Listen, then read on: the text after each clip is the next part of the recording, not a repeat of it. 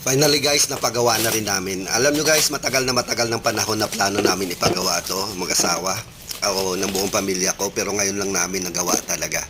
And finally, nandito na to. Tara guys, samahan nyo ako pag-unbox nito.